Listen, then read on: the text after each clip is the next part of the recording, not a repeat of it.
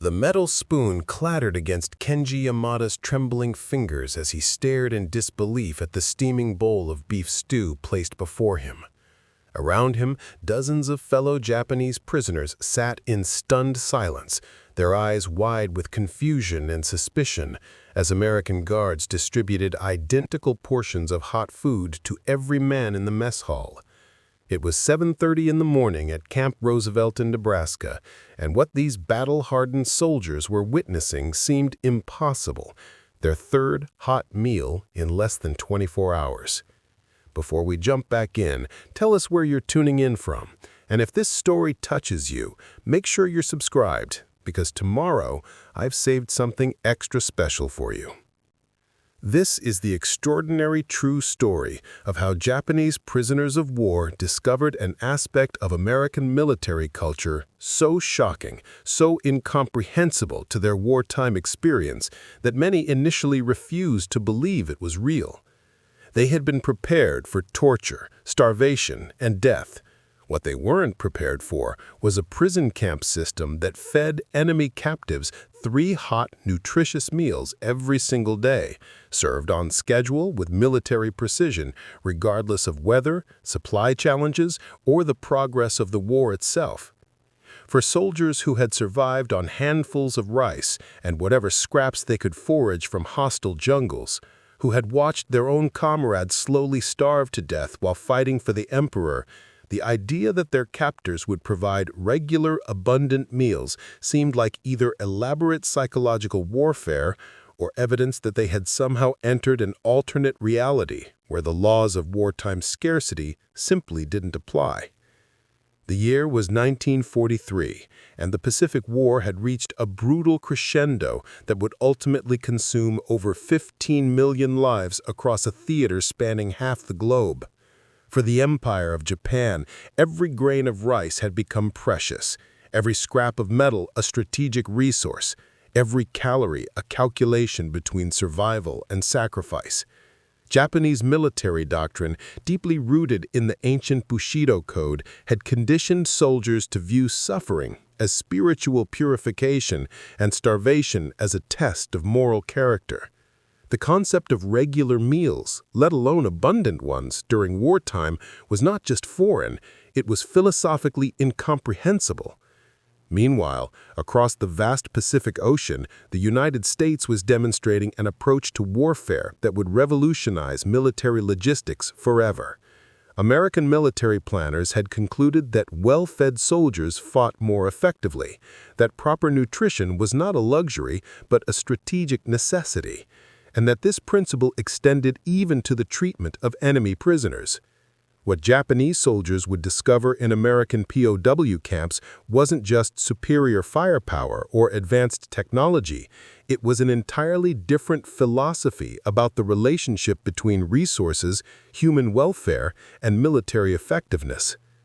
The first wave of Japanese prisoners began arriving at American facilities following the intense fighting at Guadalcanal in early 1943. These weren't demoralized conscripts or war-weary veterans ready to surrender. Many were elite troops, paratroopers from the 1st Yokosuka Special Naval Landing Force, pilots from the Imperial Navy's most decorated squadrons, and Marines who had been instrumental in Japan's early conquests across Southeast Asia and the Pacific.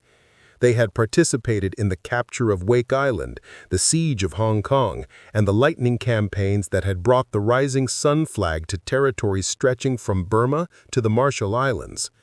These men had fought with legendary ferocity, sustained by an unshakable belief in the righteousness of their cause and the divine nature of their emperor. They had endured months of jungle warfare, where a single rice ball might constitute an entire day's rations, where medical supplies were so scarce that wounded soldiers were expected to die quietly rather than burden their units, and where the concept of surrender was so shameful that many preferred death to capture. Now, suddenly, they found themselves in a reality that challenged every assumption they had held about warfare, enemy behavior, and the nature of military discipline itself. Lieutenant Akira Watanabe, formerly of the Imperial Navy's 2nd Air Group, captured when his Zero fighter was shot down during a raid on Henderson Field, later described his first day at Camp Roosevelt with vivid detail that would haunt him for decades. When the American guards led us to what they called the mess hall, I assumed we were being taken for interrogation or perhaps execution, he recalled in interviews conducted in the 1970s. The building was enormous, larger than any structure I had seen outside of major cities in Japan. Inside, there were hundreds of tables arranged in perfect rows, each capable of seating 8 men. The ceiling was high enough that our voices echoed, and electric lights, more electric lights than I had ever seen in one place, illuminated every corner. But it was what happened next that truly shattered Watanabe's understanding of how wars were supposed to be fought. American soldiers, not guards, but regular soldiers who looked barely older than schoolboys, began bringing out metal trays loaded with food. Not scraps or leftovers, but steaming hot meals that smelled like nothing I had experienced since leaving Japan.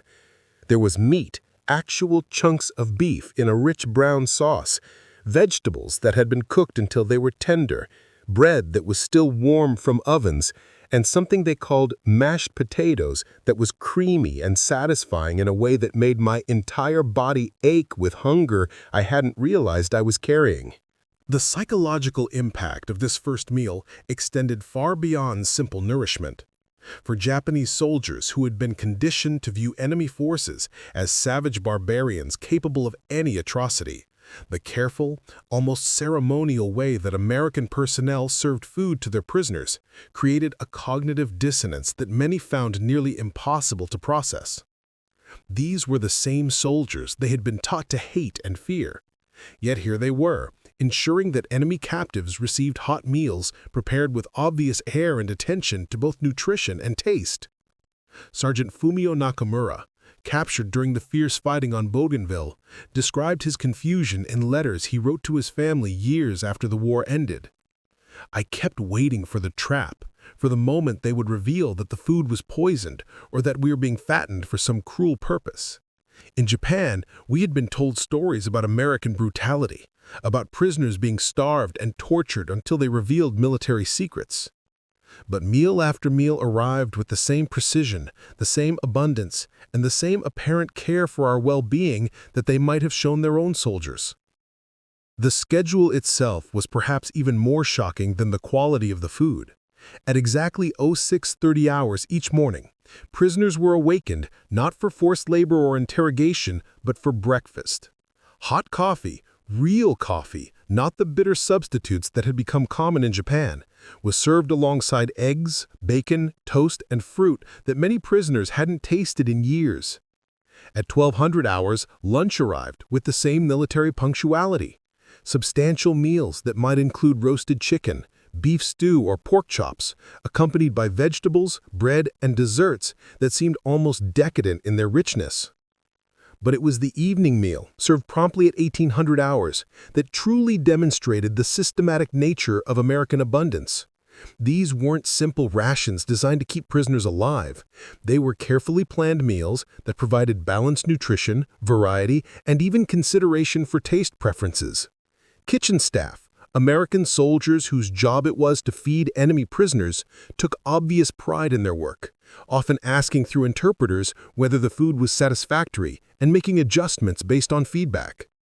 Corporal Yoshiwado Taniguchi, formerly of the Imperial Army's 38th Infantry Division, found himself assigned to kitchen duties as part of the camp's work program. What he discovered there challenged everything he thought he knew about military logistics, resource management, and the American approach to warfare. He came to find memories of dealing with him in the last 6 months of the war almost impossible to reconcile. Every morning, trucks would arrive loaded with fresh ingredients, not just basic supplies, but fresh meat, dairy products, vegetables, and fruits that had been transported from farms hundreds of miles away.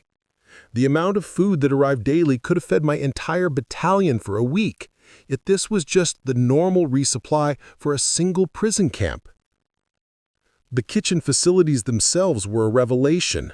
Industrial stoves capable of cooking for thousands, refrigeration units that kept food fresh for days, mechanical equipment for mixing, chopping, and preparing ingredients on a scale that Taniguchi had never imagined possible. Even more remarkable was the systematic approach to meal planning. Menus were developed weeks in advance, nutritional requirements were calculated with scientific precision, and special accommodations were made for prisoners with dietary restrictions or medical needs. I began to understand, he later wrote, that what we were witnessing wasn't just superior resources, but an entirely different philosophy about the relationship between logistics and military effectiveness. In Japan, we had been taught that suffering built character, that hardship strengthened the spirit, and that soldiers should be able to fight effectively regardless of material conditions. The Americans seemed to believe the opposite, that well-fed, well-cared-for personnel, even enemy prisoners, were more manageable, more productive, and ultimately more valuable than those who were deliberately deprived. The contrast with Japanese military culture couldn't have been more stark. Japanese soldiers were expected to carry their own rations, often consisting of nothing more than rice, dried fish, and perhaps some pickled vegetables. These supplies were deliberately limited, both to reduce the logistical burden on supply lines and to reinforce the cultural value of endurance and self-sacrifice. Meals were eaten quickly, often while standing, with little attention to comfort or enjoyment. The idea of leisurely dining, of meals as social occasions, of food as anything more than mere fuel for the body, was considered a dangerous indulgence that could weaken military discipline. In American POW camps, by contrast, mealtimes were structured as social events that reinforced community and routine. Prisoners sat together at tables, were encouraged to take their time eating, and were even provided with recreational activities during and after meals. American guards often ate similar food in the same dining facilities, demonstrating a level of equality and shared experience that many Japanese prisoners found almost incomprehensible. The psychological impact of this treatment extended far beyond the physical benefits of proper nutrition. Many prisoners later reported that the regular meal schedule provided a sense of stability and normalcy that helped them maintain their mental health during what could have been a devastating period of captivity. The knowledge that food would arrive at predictable times, that it would be hot and satisfying, and that no one would go hungry created an environment where prisoners could focus on processing their experiences rather than simply surviving from day to day. Lieutenant Colonel Saburo Hayakawa, the highest-ranking Japanese officer at Camp Roosevelt, initially viewed the meal system with deep suspicion. A veteran of campaigns in China and Southeast Asia, Hayakawa had witnessed the extremes of wartime deprivation and had developed a soldier's instinctive mistrust of anything that seemed too good to be true. "My first assumption," he later admitted, was that this was sophisticated psychological warfare designed to make us compliant and grateful to our captors. Surely no military force would expend such resources on enemy prisoners unless they expected some significant return on their investment. But as days turned into weeks and weeks into months, Hayakawa began to recognize that the meal system wasn't an aberration or a special program designed to impress particular prisoners. It was simply standard operating procedure, applied with the same systematic efficiency that characterized every aspect of American military operations. Food arrived regardless of whether prisoners were cooperative or defiant, regardless of news from the Pacific Theater, regardless of weather conditions or supply challenges. The schedule was maintained with a reliability that seemed almost mechanical in its precision. Gradually, Hayakawa recalled, I began to understand that what we were witnessing wasn't psychological warfare, but something far more significant, evidence of an industrial and organizational capacity that made our own war effort look primitive by comparison. Any military force that could afford to feed enemy prisoners 3 substantial meals per day, every day, without fail, possessed resources on a scale that we had never properly comprehended. This realization was reinforced by countless small details that prisoners noticed during their daily routines. The quantities of food that were casually discarded would have represented precious resources in the Japanese military. American soldiers would throw away half-eaten meals, pour out unwanted coffee, or discard bread that was a day old. For prisoners from a society where every grain of rice was precious, where families saved and reused everything from string to paper scraps, this apparent waste was almost painful to witness. Yet even the waste seemed systematic and purposeful.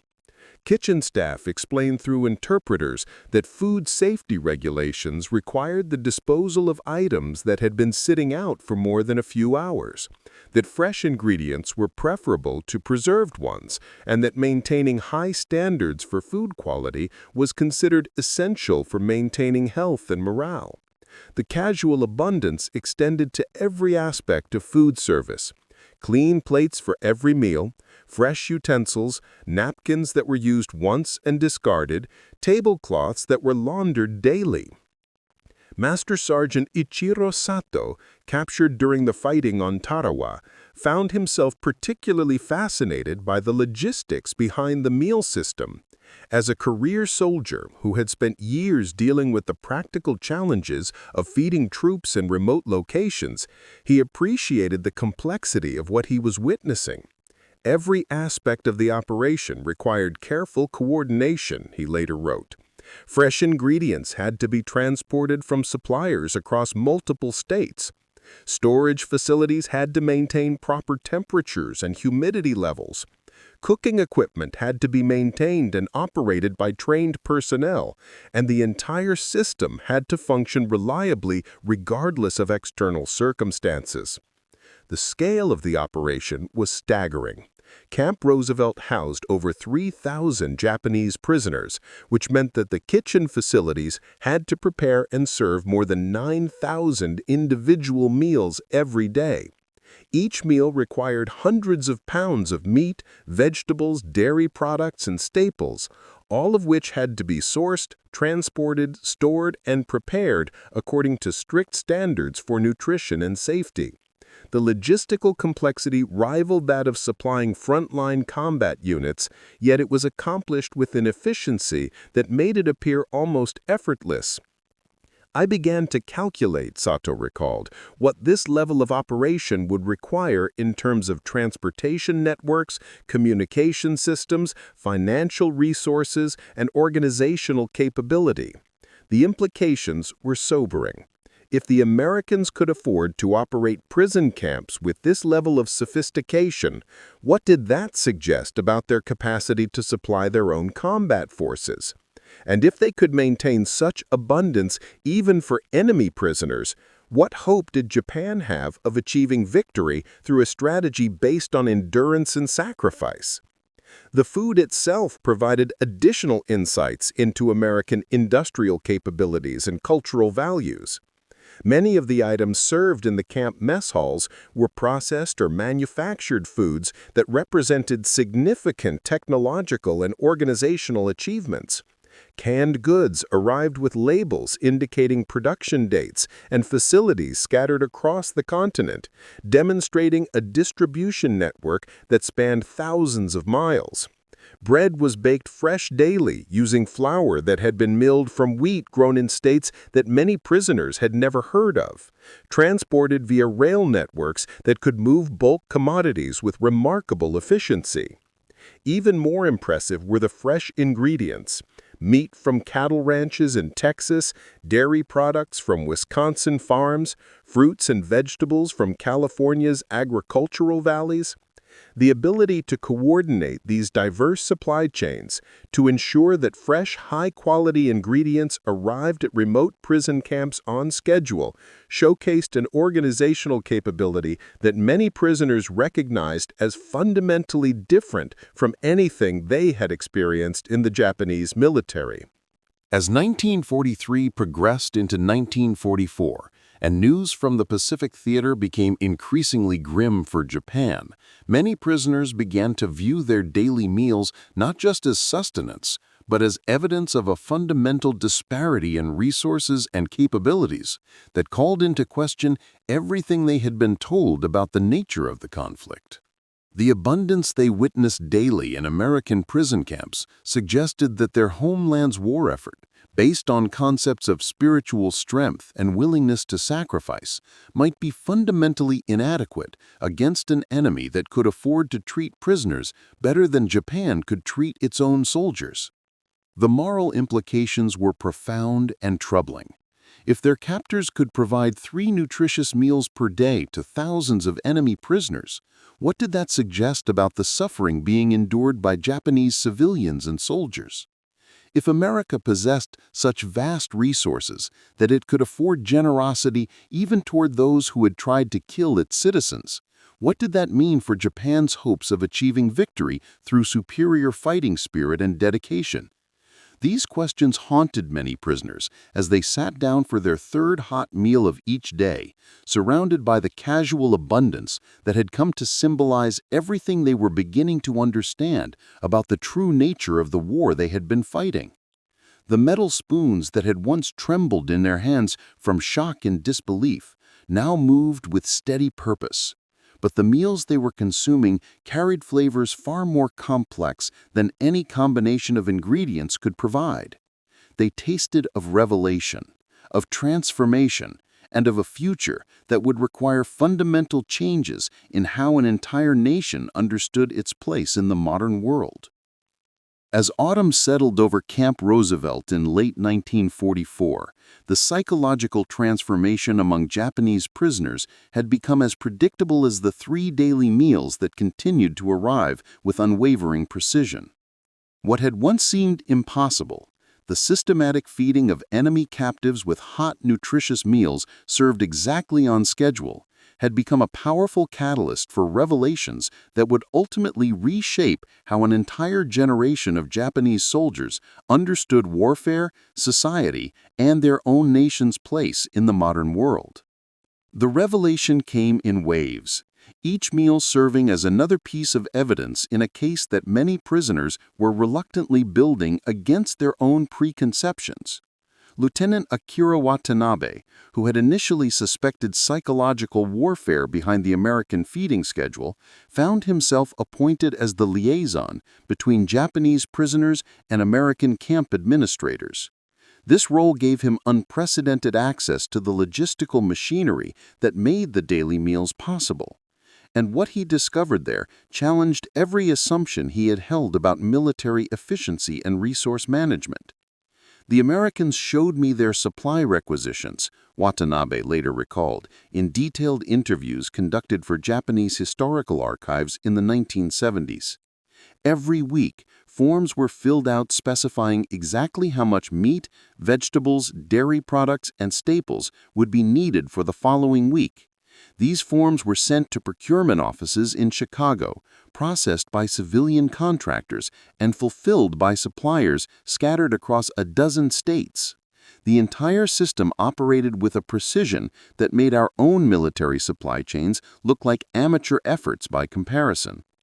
But it wasn't just the efficiency that impressed Watanabe. It was the casual abundance built into every aspect of the system. They ordered 20% more food than they actually needed, he explained, not because of poor planning, but because their doctrine specified that it was better to have excess supplies than to risk shortages. The idea that a military force could afford to deliberately over-order food for enemy prisoners was so foreign to Japanese thinking that I initially assumed I had misunderstood the documentation. The contrast with Japanese military logistics was stark and increasingly painful for prisoners to contemplate. Sergeant Fumio Nakamura, working in the camp's administrative office, gained access to casualty reports and intelligence summaries that painted a grim picture of conditions in the Pacific Theater. Japanese forces were literally starving on remote islands, reduced to eating grass, bark, and anything else that might provide minimal nutrition. Supply lines had been so thoroughly disrupted by American submarine and air attacks that many Japanese units hadn't received regular food deliveries in months.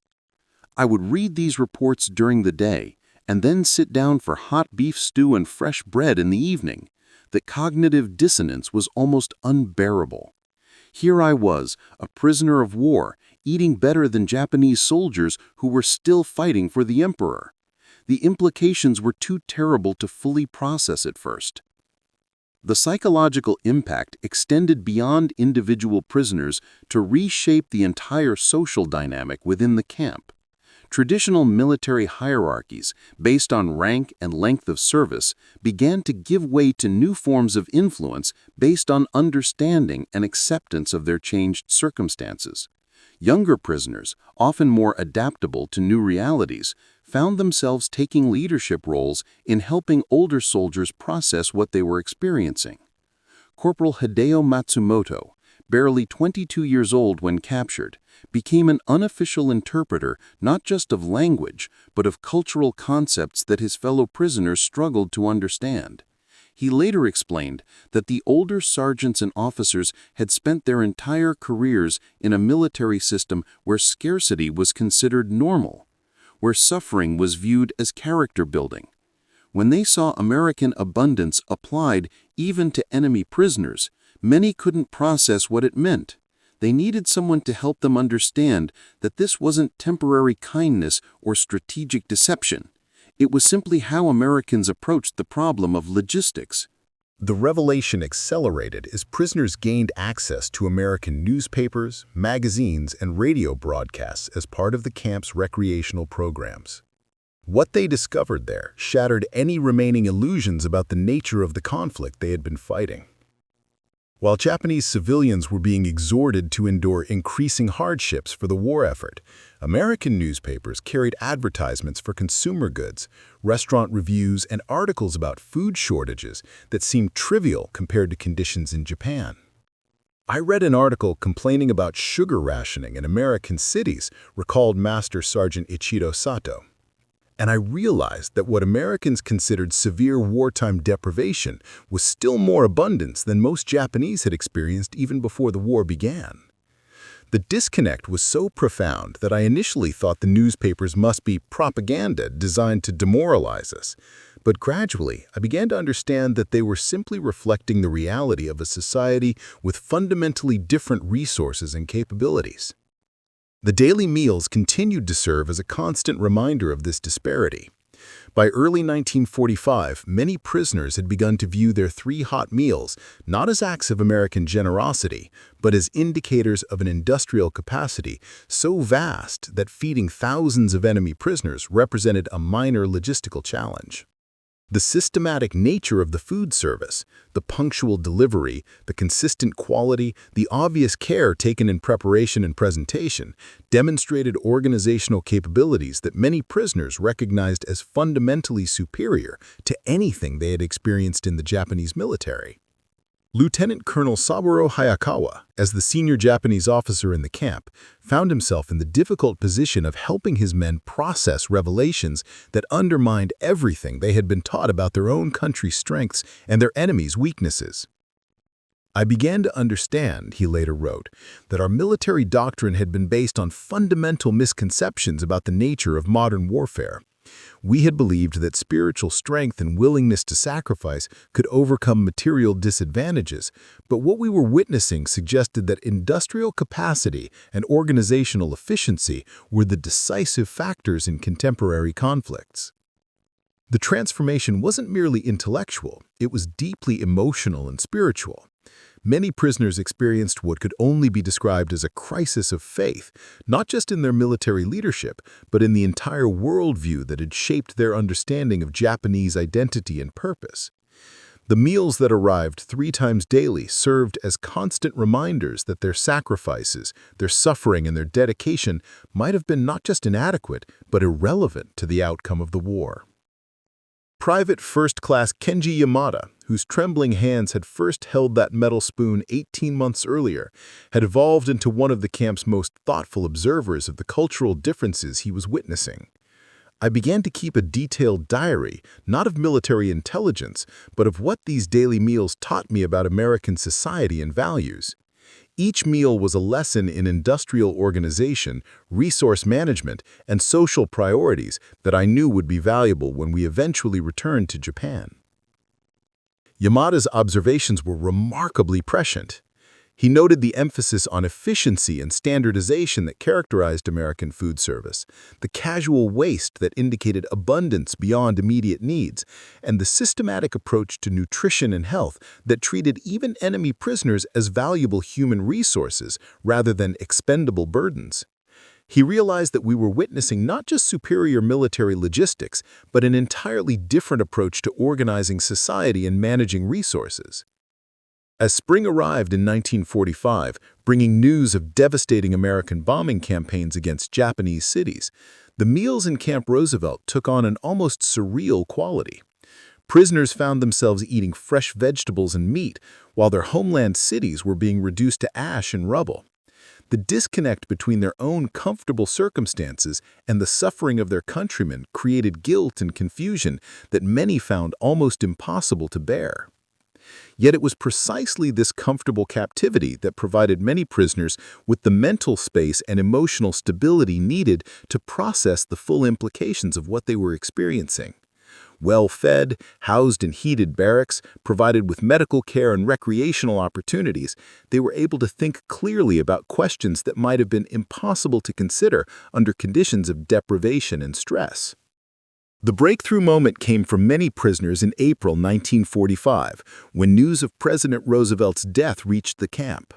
What shocked the Japanese prisoners wasn't the news itself, but the reaction of their American guards. Many of the young soldiers wept openly, and normal camp routines were suspended for a day of mourning. But even during this period of grief and disruption, the 3 daily meals continued to arrive exactly on schedule. I realized then, recalled Corporal Yoshiro Taniguchi, that what we were witnessing wasn't dependent on individual leadership or specific policies.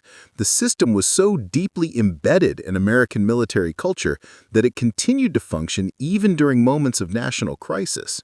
This wasn't just superior resources, it was superior organization at a level that seemed almost mechanical in its reliability. The end of the war in August 1945 brought a complex mixture of relief and apprehension for the prisoners at Camp Roosevelt.